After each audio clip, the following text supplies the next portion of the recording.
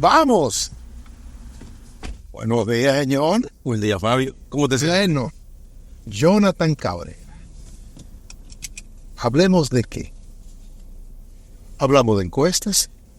Y no es que nada más el hombre sabe de encuestas, pero nosotros preferimos siempre, como esa voz autorizada y ese conocimiento, para que nos enseñe a nosotros. Así que hoy vamos, pero vamos de encuestas, de firmas encuestadoras y de los procesos que hemos vivido, tanto en la parte electoral y sobre todo en estos tiempos de calma, que la gente piensa que no se chequea y que no se busca en qué están los demás para saber qué se está haciendo. Jonathan, acabamos de pasar un proceso electoral. Diversidad de encuestas, diversidad de métodos, hoy en día acompañado por las mismas redes para evaluar y ver el posicionamiento de candidaturas. ¿Qué experiencia tú nos puedes decir que tenemos del proceso pasado? Bueno, el proceso pasado, a nosotros que somos dueños de firmas encuestadoras y que tratamos de hacer un trabajo serio y apegado a la ley, por ejemplo, nuestra empresa New Partner fue de las primeras 10 empresas que fueron avaladas por la Junta Central Electoral. ¿Con qué nos encontramos? Con un panorama de firmas encuestadoras que se utilizan para trabajo, que los números no se publican, que son para la toma de decisiones, que tú mides una cantidad de variables, no solo cuantitativas, sino cualitativas, es decir, utilizando metodologías como la escala de Likert o diferencial semántico, que te permiten hacer aproximación a las emociones del electorado, ¿no?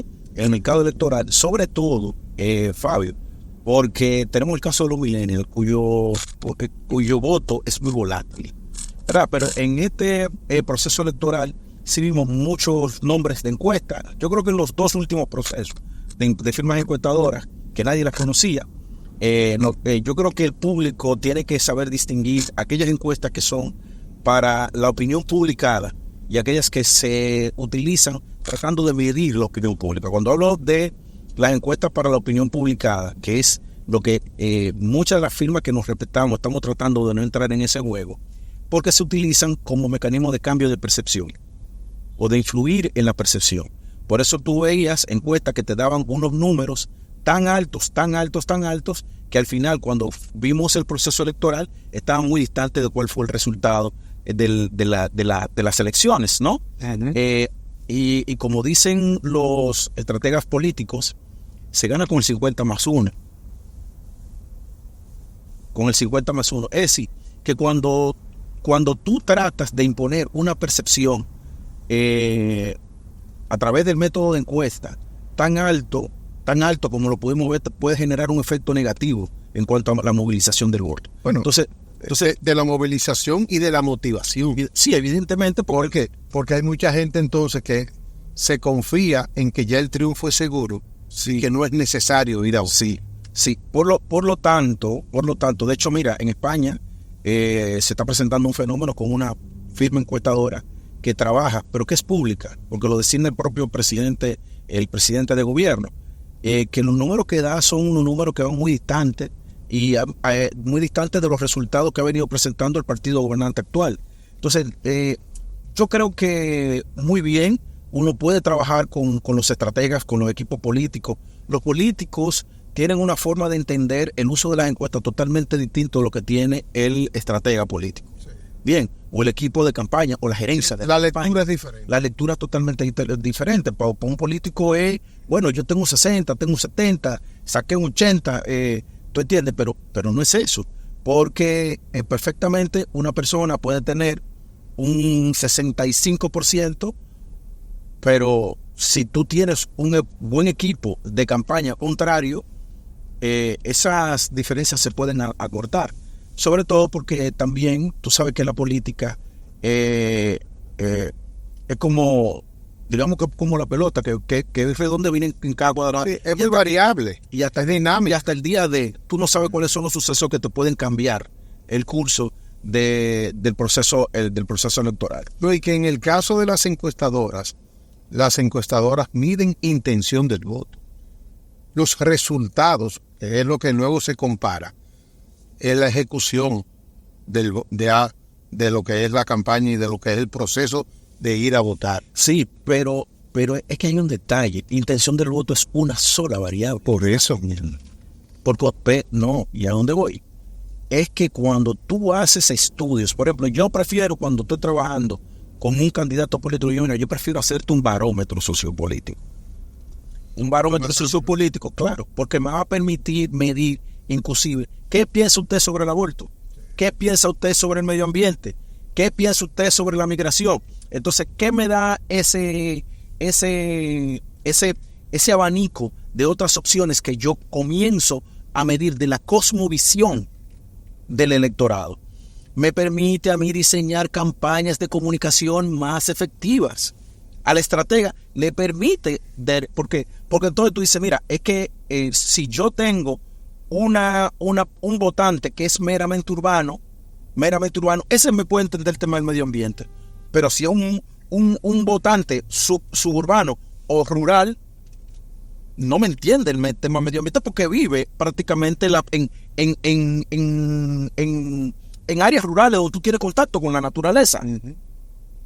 No, y además tienes la capacidad ahí de ver la fortaleza del candidato o la debilidad del mismo, y a la hora de tú orientar una campaña, pues sabes hacia dónde lo va a dirigir. Totalmente. Cómo lo va a dirigir. Por ejemplo, el tema, del aborto, yo te puedo decir, medido en encuesta, el tema del aborto es un tema urbano. Sí. Urbano. Sí. Sí, porque y de cierta clase rural y de cierta clase social, la gente es conservadora. Es conservador. No, y además es muy común que ahí es donde se dan las niñas en matrimonio a temprana edad. O sea, el matrimonio a temprana edad es más un tema rural que urbano. Es correcto. ¿Por qué? Porque sus mismas limitaciones socioeconómicas pues son las que arrastran y llevan a ese tipo de conducta, o sea, de comportamiento. Fíjate algo, y volviendo a la pregunta que me hacía al principio sobre el tema de las encuestadoras, en este proceso vimos inclusive cómo en firmas encuestadoras tuvieron que salir a refutar a los políticos, sí, o a darle cara entre los políticos. Yo venía advirtiendo de que y se va a seguir viendo en los próximos procesos electorales, que los malos en las campañas electorales son las firmas encuestadoras, porque que tienen que salir a desmentir son a las encuestas, sobre todo aquellas que son serias y acreditadas.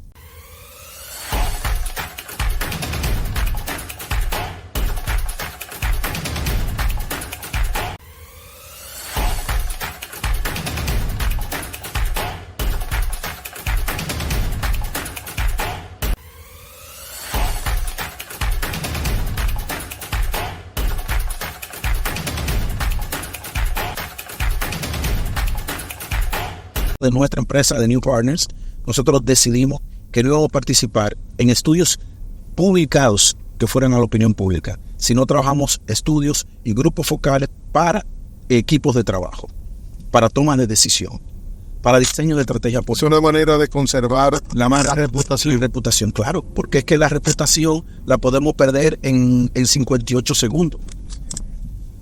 Es 58, como pudimos verlo. ¿Influyen las redes? Recuerda que las redes tienen un tema de la virulencia. Por ejemplo, en el 2000, en el proceso electoral del 2000, donde nosotros fuimos una de las encuestadoras que le trabajamos al presidente Luis Abinader, en mi caso... ¿Y en el 2020? En el 2020, te voy a revelar algo. A nosotros nos hackearon de las computadoras. Es decir, desde la cuenta de Twitter de la computadora nuestra no pudimos hacer las publicaciones. Para hacer las publicaciones tuvimos que ir a un restaurante y comenzar a subir los resultados de las encuestas. Utilizando un IP diferente. Sí, utilizando un IP diferente. Por ejemplo, un abogado muy reputado nos armó una campaña de descrédito. Recibíamos amenazas, nos llamaban a recibir amenazas. ¿Por qué? Porque las encuestas de nosotros, las encuestas de New Partner, fueron las más asertivas en torno a los números con lo que ganó el presidente Luis Abinader. Y nosotros fuimos sujetos a amenazas. Nos amenazaban. Entonces, fíjate lo que te estoy En diciendo. febrero fuimos hackeados todos. Sí, sí. Nos llevaron los celulares. Sí. Pero fíjate cómo en la campaña política ya una firma encuestadora se convierte en un objeto inclusive que atenta a la seguridad contra el equipo de las encuestadoras. Por ejemplo, ahora en estas elecciones estuvimos haciendo unas mediciones en el sur profundo. El sur profundo estaba muy convulso y yo tuve que mandar a recoger a mi equipo de encuestadores y encuestadoras porque la quería secuestrar y meterla en casa para manipular la encuesta. De hecho, hoy vi en la prensa o ayer que el señor Eddie Olivares decía que ya no se van a volver a utilizar las encuestas en el PRM. No sé. ¿Y por qué? No lo sé. No sé cuál es la motivación pero lo vi en las redes sociales. Eso quizás puede ser una decisión partidaria, pero al final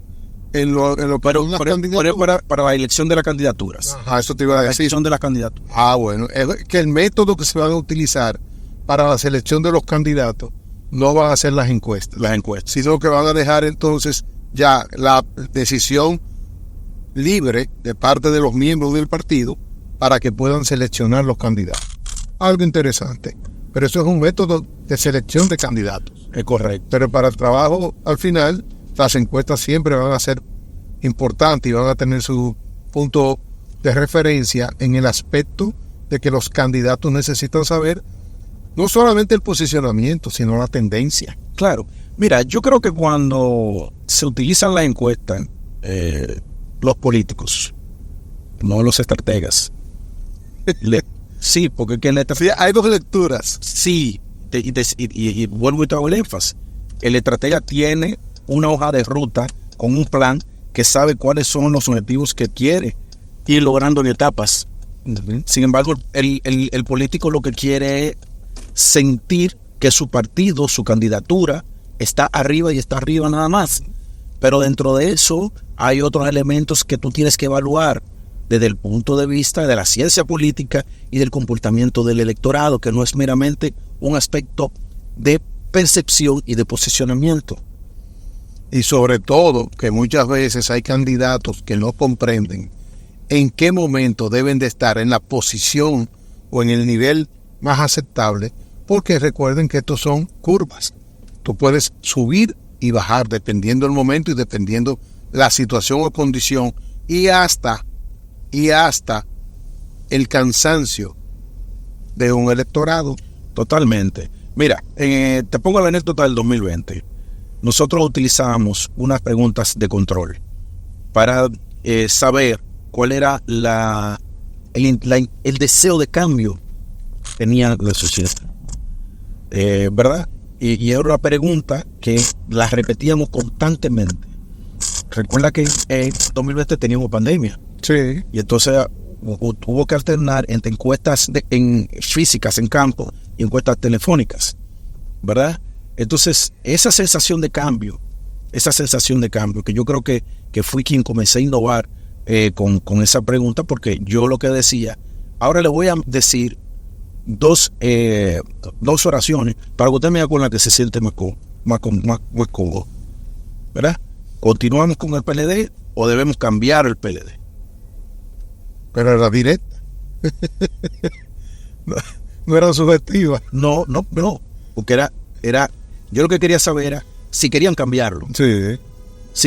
Bueno, llegó un momento en que marcó un 82%. La necesidad de cambio. Sí, que querían cambiar al PLD. Entonces, eso me decía a mí que aún la opinión publicada, tú teniendo un partido Estado como lo era el PLD, con control de la opinión publicada, no pública. Lo que te quiero contratar era que la opinión pública me decía el 82% que iba a salir del PLD. Sí. Por ejemplo, yo preguntaba y medía si el gas, la fumigación, que te recuerda que lo damos en la noche. Sí. Yo medía todas esas cosas. La funda, Si le el dan, apoyo. aún si le dan esto, ¿por quién usted va a votar? ¿Votaría por fulano? Y me daba 52, 54% de que no iba a votar por él. Entonces, lo que quiere decir que aunque había una percepción en el ambiente ganadora, la opinión pública me decía todo lo contrario. Y la opinión pública es el hombre que va a pie y es el que va en el carro, nosotros que vamos aquí, que es que el que vive el día a día, las políticas públicas que implementan los gobiernos, pero también los desgastes. Por ejemplo, al día de hoy, en grupos focales que hicimos para esta campaña pasada, para distintas candidaturas, cuando evaluábamos las marcas, es decir, le poníamos la marca PLD, la marca PRM, la marca Fuerza del Pueblo, todavía la marca PLD nos sigue dando unas connotaciones extremadamente negativas. O sea que yo no creo que puedan recuperarse. Sin embargo, la marca PRM todavía sigue significando esperanza y cambio. Así es. Y sobre todo, que si tú miras, no mencionaste ahí la marca PRD, que en su momento fue la base de lo que hoy es el PRM, pero que realmente este proceso pasado la extinguió. Sí, lo que pasa es que la marca PRD tiene una base social. Recuérdate que el doctor José Francisco Peña Gómez, utilizando mucho el modelo de Felipe González, de las luchas sindicales y demás, que dicho sea paso, Peña Gómez tenía especialidad en derecho laboral, que lo había estudiado en Francia. Y por eso mucho ese tema, recuerda que él tenía unos vínculos con Poasi y demás. Sí. Entonces, tenía mucha cercanía, que eran esa parte sindical. Sí. Entonces, ¿qué pasa? La base social que sustentaba al PRD, sobre todo el doctor José Francisco Peña Gómez, porque la que sustenta a Miguel Vargas nunca ha sido un líder, no ha tenido un liderazgo fuerte que diga, que moviliza, no grandemente. Socialmente fuera de la estructura partidaria, nunca ha representado ningún sector. Entonces, ¿qué pasa con esa población que puede saber lo que es el PRD? Supera los 45 años. Es decir, 45 años para arriba. Se quedó siendo ya un partido de personas adultas.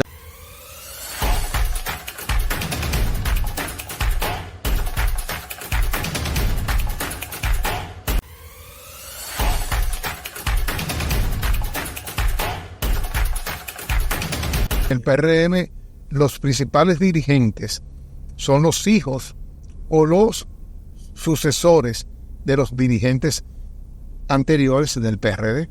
Totalmente, y además que esa juventud del PRM tuvo la oportunidad de prepararse, tener grado de maestría y se fuera, estando en oposición. Sí. Estando en oposición. Pero es por eso, porque también venían de hogares ya con una cultura política, con una experiencia política y motivados a lo interno por lo que habían tenido con sus padres o con todo lo que los familiares cercanos.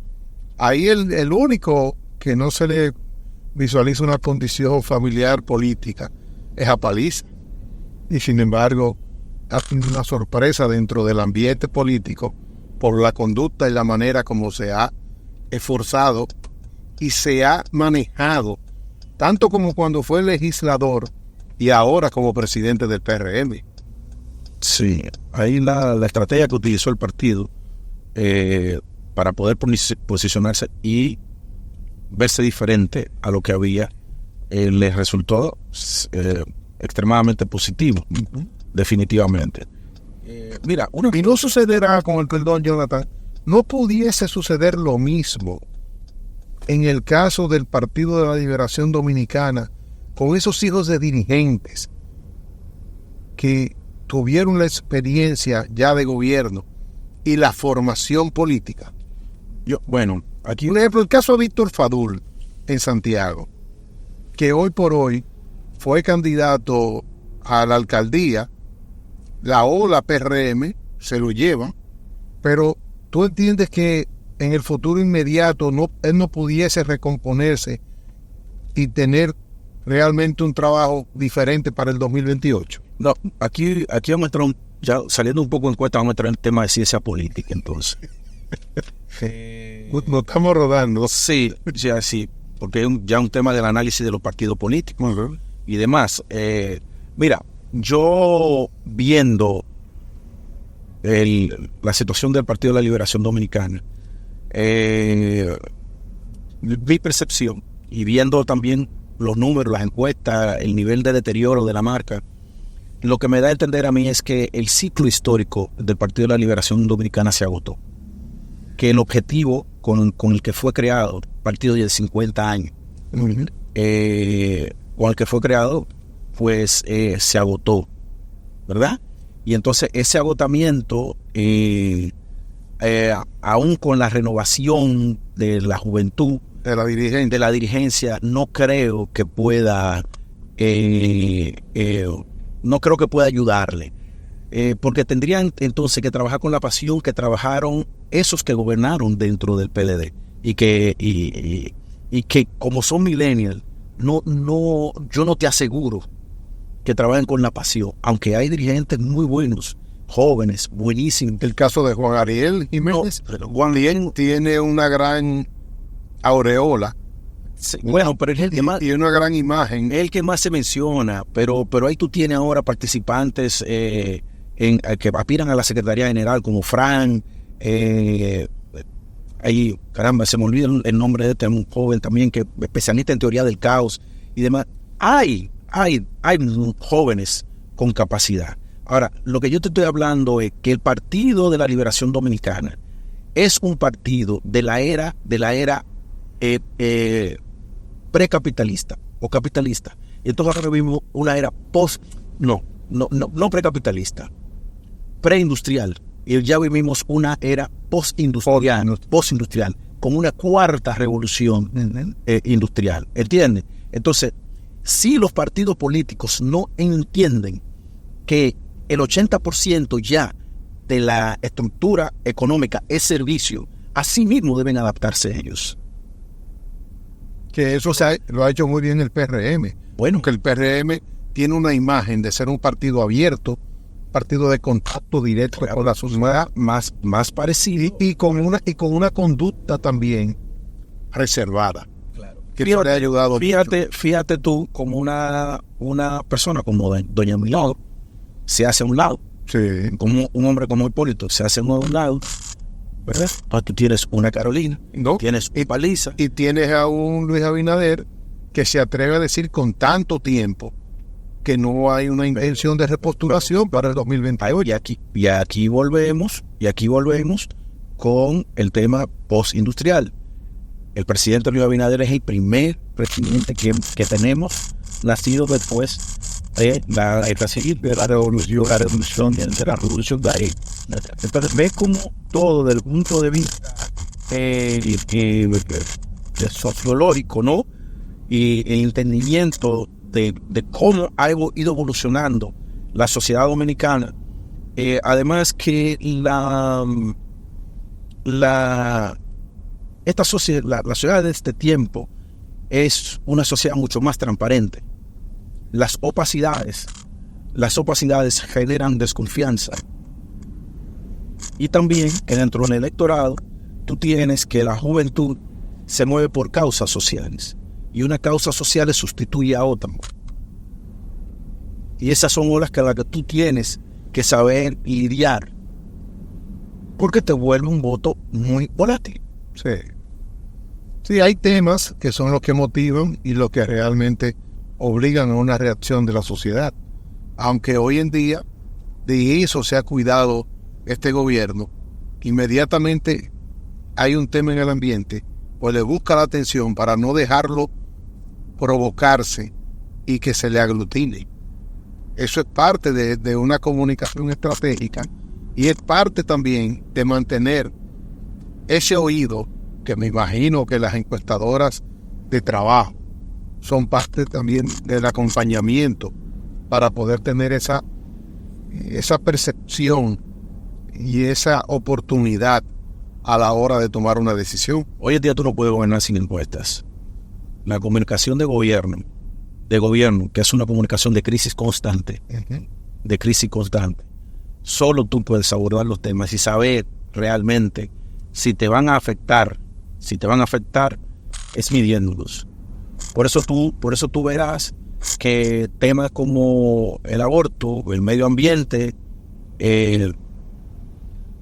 fíjate que hay momentos en que la corrupción era importante, pero la corrupción pasó de ser importante Pasó de ser un tema principal a ser un tema ya de quinto lugar en la encuesta. Entonces, ahora de lo que por el tema de percepción. Sí, pero pues claro, totalmente de acuerdo. Pero fíjate que ahora el tema es la seguridad ciudadana. Sí. La seguridad ciudadana. En primer lugar, seguridad ciudadana. Y te puede aparecer el tema del costo de la vida. No, y el tránsito para mí, no creo que es el tema principal. El tránsito en las zonas urbanas. A nosotros es y las zonas urbanas. ¿Ves? Entonces, eso es focalizado. Claro. Entonces, por eso, fíjate que tú no ves políticas públicas que se implementen para resolverlo de golpe y porrazo, porque en términos perceptuales y de ciudadanía, cuando tú lo mides, no te va a quedar, porque tú lo que estás midiendo es una población urbana. Hoy tú dirías, bueno, esas son decisiones que hoy van a impactar en 3 ciudades importantes. Te va a impactar en el Distrito Nacional, en lo que es todo el Gran Santo Domingo, el tema de Santiago, que también ha sentido el tema del tránsito, y quizás ya en la zona a lo interno.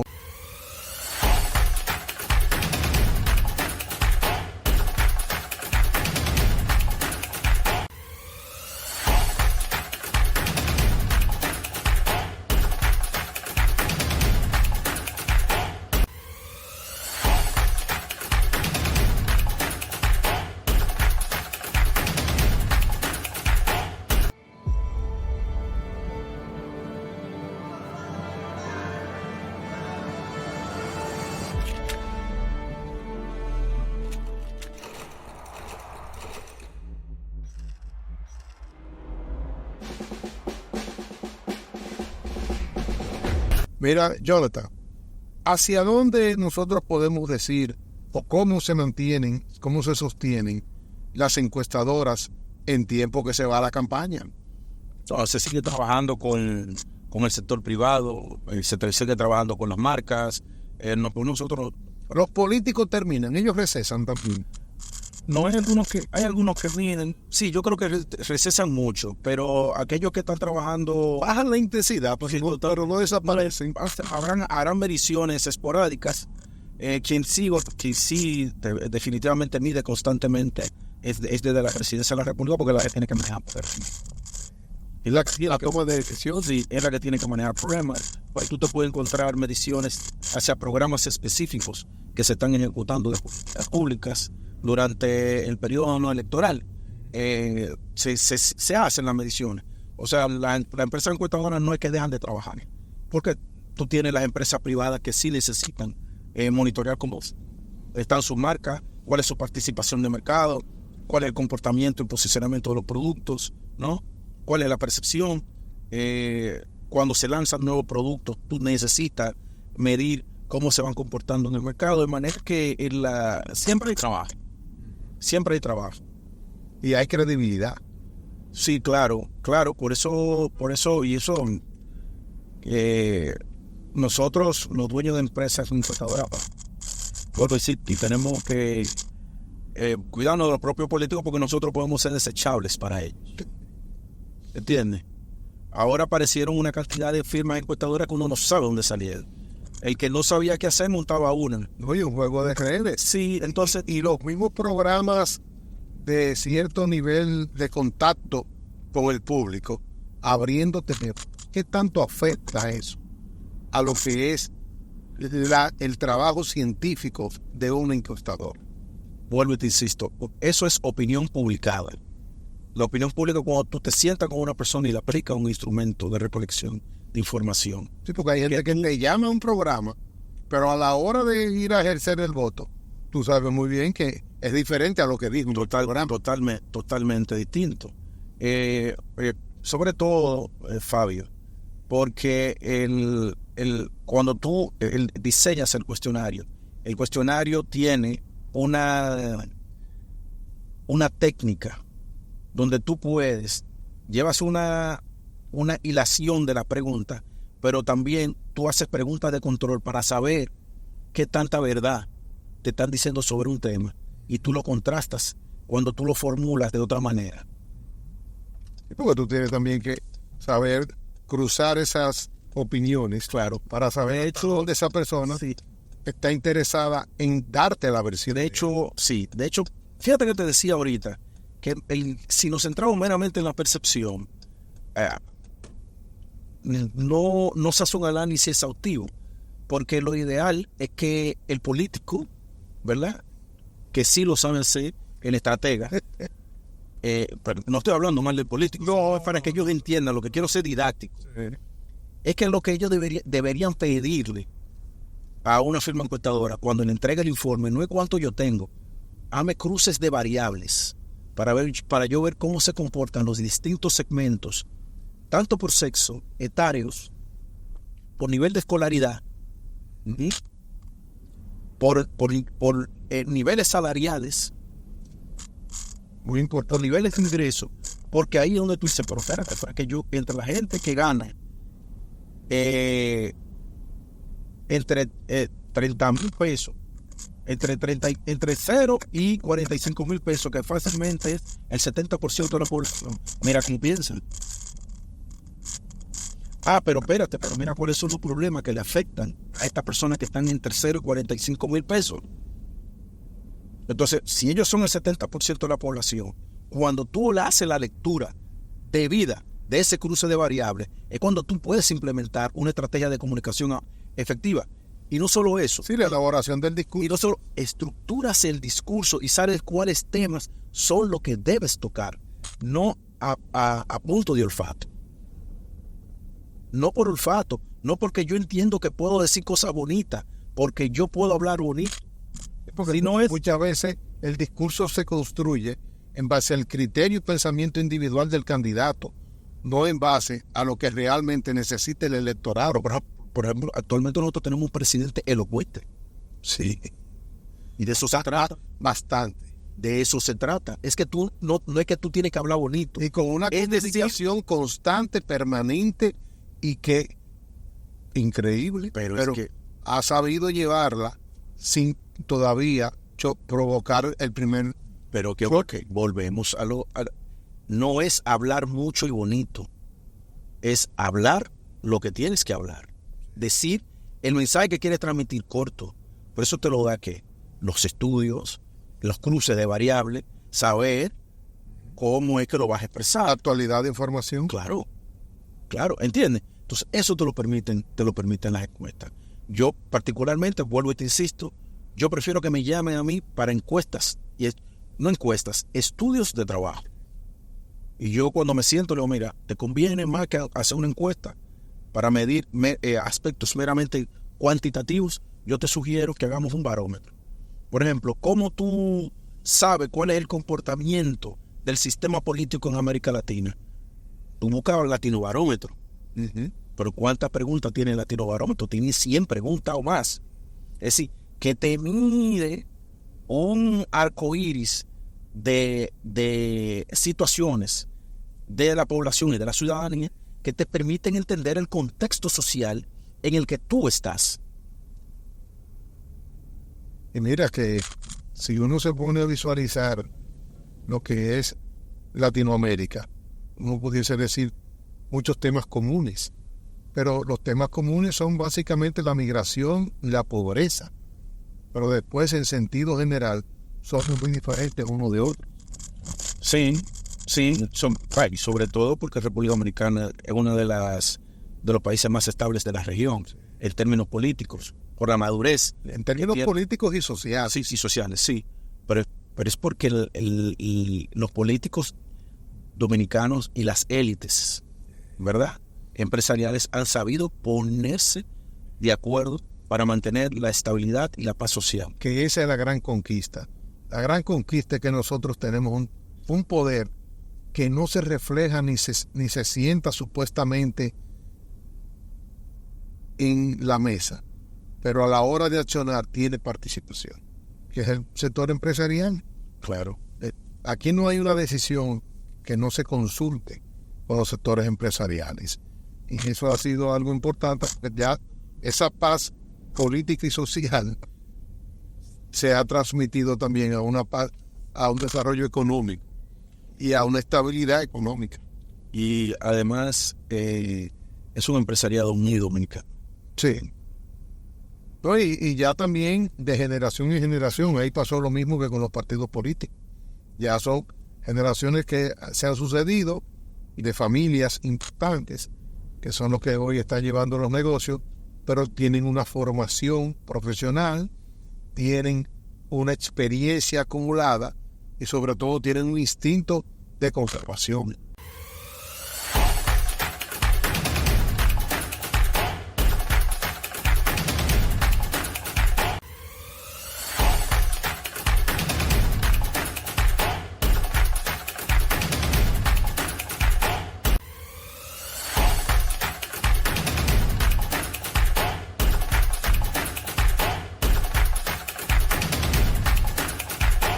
Fíjate también que lo que se dan también son una lucha de identidades. Fíjate que ahora lo que más tú ves son banderas. Lo que más tú ves son banderas. Por ejemplo, en el caso de España, resulta ser que si tú llevas la bandera española, tú no identificas a toda la población española. Porque se presume que el que lleva una bandera española es una persona que desconoce los derechos a los migrantes, a los LGBTI y todo eso. Entonces, esa es la realidad de lo que está pasando en ese panorama político español. Sin embargo, se supone que en el caso de los dominicanos, la bandera nos une a todos. Sí. Aún sean homosexuales, aún sean negros, blanquitos. Nuestra bandera es un símbolo de identidad.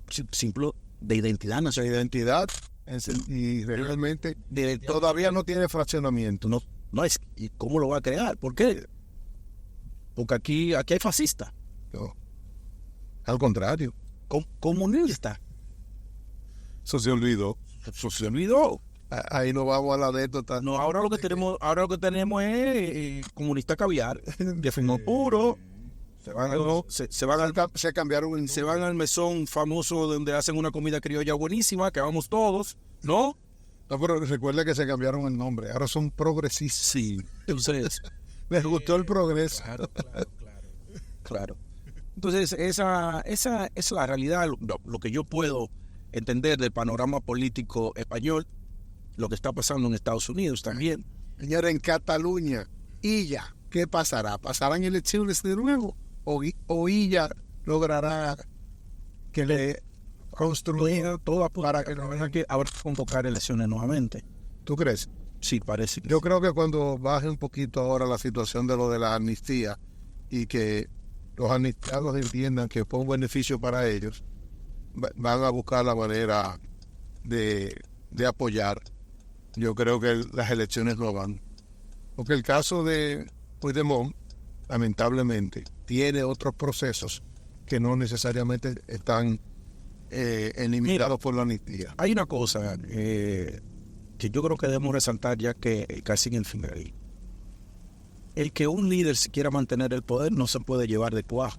La institucionalidad. Es correcto. Lo vivimos en el 2020 con alguien que quería perpetuarse y llevarse de cuajo. Y en el 2012. Y llevarse de cuajo. En el 2010, cuando se hizo la reforma a la Constitución, esa era la provocación. Pero el más reciente. Pero el más reciente. Sí, pero yo lo digo porque son dos escenarios diferentes.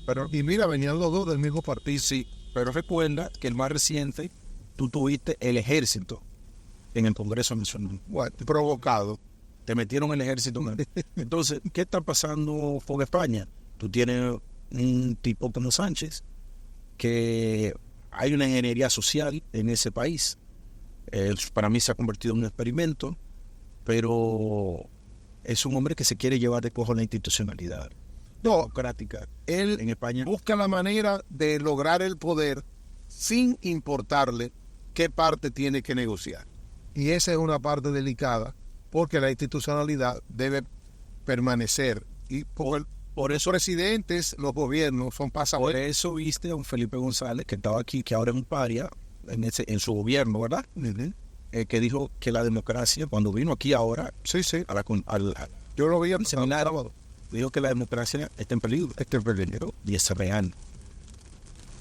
Sí, porque la democracia no se construye.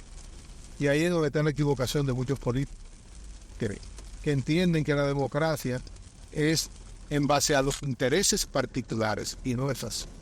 Bueno, señores, de verdad que bajo la lluvia, y hoy debo darle las gracias a Jonathan, porque también nosotros sabemos buscar esos momentos para hablar de temas que en la serenidad de la cabeza se puedan comprender.